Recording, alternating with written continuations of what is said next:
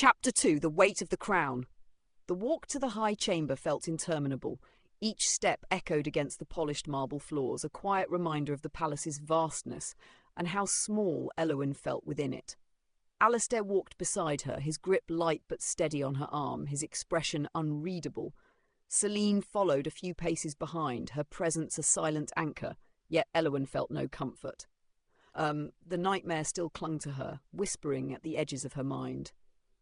Ahead the chamber doors loomed, their golden inlays gleaming in the morning light. 2 knights of the Argent Guard stood at attention, their gazes unwavering. At Sir Garen's nod, they moved in unison, pushing open the heavy doors. Inside, the air felt thick with tension. The king was already seated upon his throne. Her father's younger brother, King Edric, was thin, sharp-featured, with silvering hair, yet his presence filled the room. Around him stood advisors, nobles, and members of the High Council, their murmurs ceasing the moment Elowyn and Alistair entered. She immediately sensed something was wrong. Edric's cold gaze settled on them. "You've kept us waiting." Alistair bowed his head. "Forgive us, your majesty." Elowyn curtsied instinctively, though her mind raced. Was this about the rumours? Had someone already planted doubt in the king's mind about her? The king ignored her curtsy and gestured to one of the advisors, Lord Castian Vale. Known for his sharp tongue and even sharper ambitions, Lord Castian's deep-set eyes flickered with something unreadable as he stepped forward. "Your Majesty, if I may," he began, turning his gaze on Elowyn. "Your Highness, an unfortunate development has come to light within the Arcane Order." The air seemed to still around her. The Arcane Order, the one sworn to her. Lord Castian continued, his voice measured. "A mage from the Order, Master Elric, has been found guilty of treason." Elowyn stiffened. "Treason?"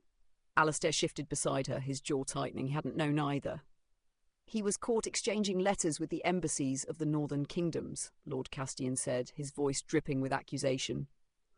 "Correspondence suggesting that our kingdom is vulnerable, that its royal house is fractured." His gaze lingered on Elowyn.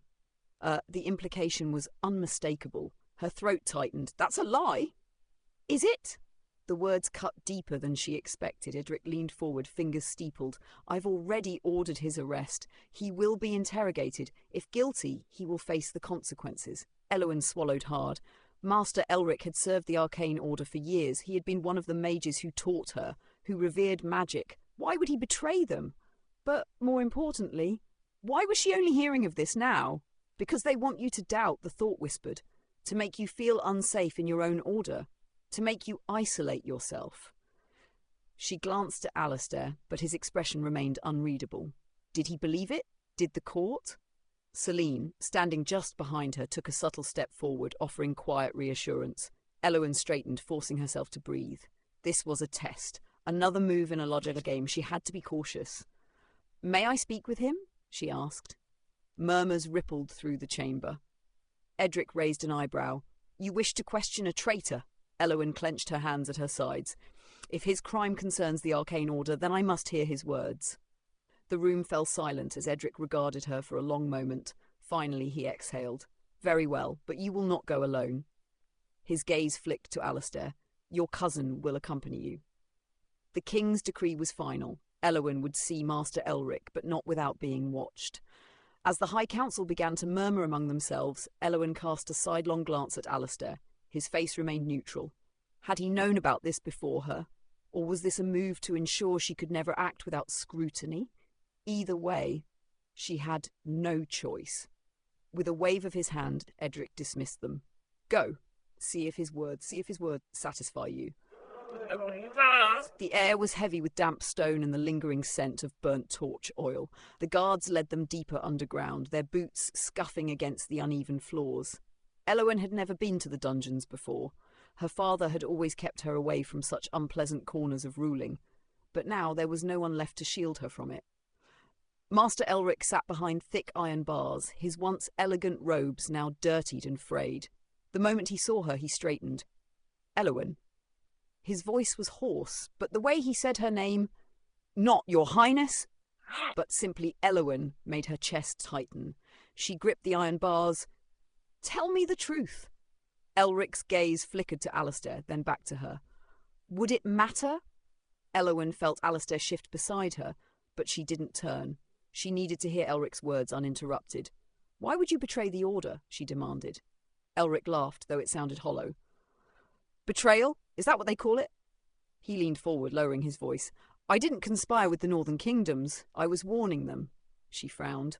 "Warning them of what?" Elric's lips curled bitterly. "That this kingdom is being poisoned from within." A cold knot twisted in her gut. Alistair's voice was sharp. "You speak in riddles, old man." Elric's gaze darkened. "And you refuse to see." Elowen's heart pounded. He wasn't acting like a traitor. He wasn't even pleading for his life. He was trying to tell her something. "Elowen," he said carefully, "there are forces moving against you, against the very balance of this kingdom. I had hoped to seek aid, but I was caught before I could act." She clenched her jaw. "Then tell me who." His hands gripped the bars tightly, his voice dropping to a whisper. "The one who whispers in your dreams." Her breath caught. Alistair stiffened beside her. "I see it in your eyes," Elric continued. "You've already felt it, the hand that pulls the strings." Elowen's fingers dug into the cold iron, the nightmare, the whispers of fate, the slow, creeping isolation. The mastermind was already at work, and they wanted her to feel like there was no one she could trust. A sharp voice cut through the heavy air. "That is enough." Sir Garin stepped forward, his tone firm as steel. "The prisoner will speak no more." Alistair exhaled, nodding. "The king will decide your fate." Elric's eyes locked with Elowen's, and in them she saw something she hadn't expected: pity. "Be careful, child," he murmured as the guards moved in to remove them. Elowen swallowed hard. She understood what he meant. She was running out of time.